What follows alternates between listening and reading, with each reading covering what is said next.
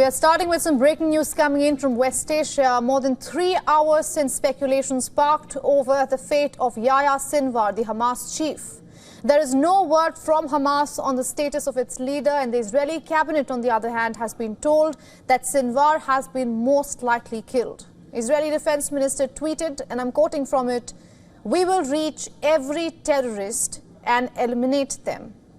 The Israeli military is investigating if one of the 3 individuals killed by Israeli defense forces in Gaza is Hamas leader Yahya Sinwar. Known as the mastermind behind the October 7th terror attack last year on Israel, Sinwar has long been the prime target for Israeli forces in Gaza. If confirmed, his death will represent a significant victory for Israel and a major blow to Hamas. Reports indicate that the IDF troops fired on a group of armed fighters on the ground floor of a building, and upon entering, they found one of the dead men bore a striking resemblance to Sinwar.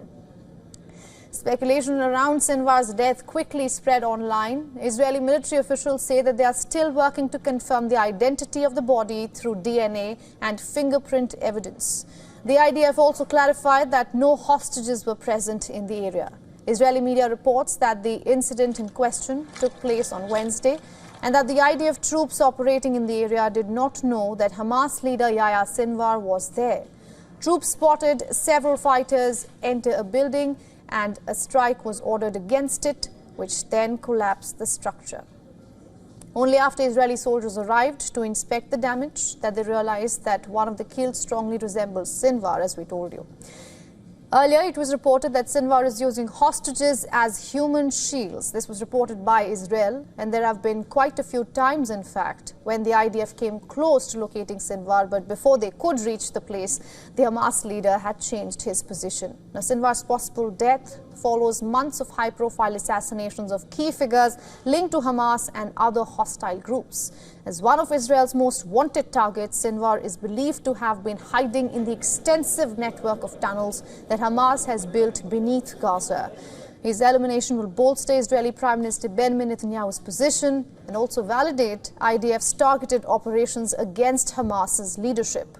Sinwar became the Iran-backed group's new leader after the killing of its former political chief, Ismail Haniyeh. This took place in July this year. Hamas and Iran both blame Israel for Haniyeh's killing, but Israel has not commented on it yet. With Hamas hugely weakened more than a year into the Gaza war, Sinwar's death, if confirmed, could deal a huge blow to the organization. Israel entered into a war with Hamas after the death of about 1,200 people, mostly civilians, on October 7th last year. And since then, Israel's retaliatory campaign across Gaza has killed more than 42,000 people, majority of them being civilians and within being women and children. According to data from the health ministry in the Hamas-run territory that the UN considers reliable, we are getting those figures from them.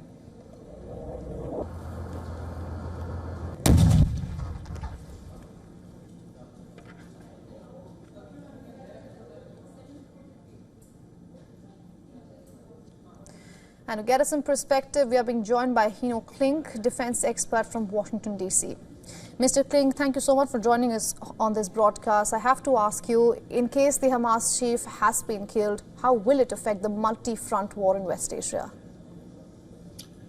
Well, I would say that it would certainly underscore not just the operational successes that Israeli Defense Forces have accumulated, but also a psychological victory in that, as your piece earlier stated quite rightly, that Sinwar was the mastermind of the October 7th brutal terrorist assault on Israel. Eliminating him is certainly a victory for Israel if these initial reports come true. Right. Mr. Klink, there are also reports that the IDF troops were not exactly targeting Sinwar in the incident that actually killed him. But it's also true that for a long time, Yahya Sinwar was a prime target of Israel. What do you make of that? Well, I think that absolutely Sinwar was if not the primary target of the IDF to either capture or kill him after October 7th. And as has been widely reported, He has been living underground, probably amongst the Israeli and other foreign national hostages that Hamas continues to hold and exploit in order to try to avoid IDF targeting. If this was something that occurred through just normal operations and happenstance, that the Israelis were able to finally eliminate him, that would be obviously good news for Israel, and I would say for the wider international community. Right, and after Hezbollah chief Hassan Nasrullah's death, this could be the most high-profile killing, Mr. Klink. How do you think Tehran must be viewing this?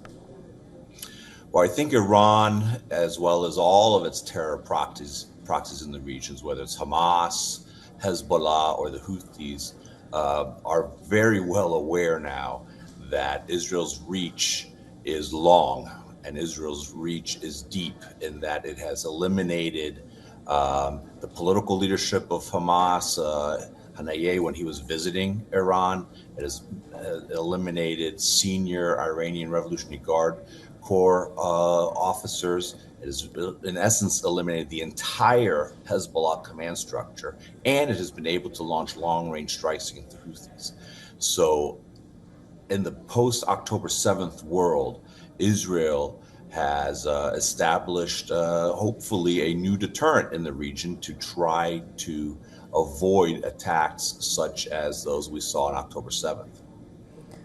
All right, Mr. Klink, as you said, this is a developing story. We are yet to confirm these reports. Thank you so much for joining us here on WION and getting us your insights. Thank you. For all the latest news, download the WION app and subscribe to our YouTube channel.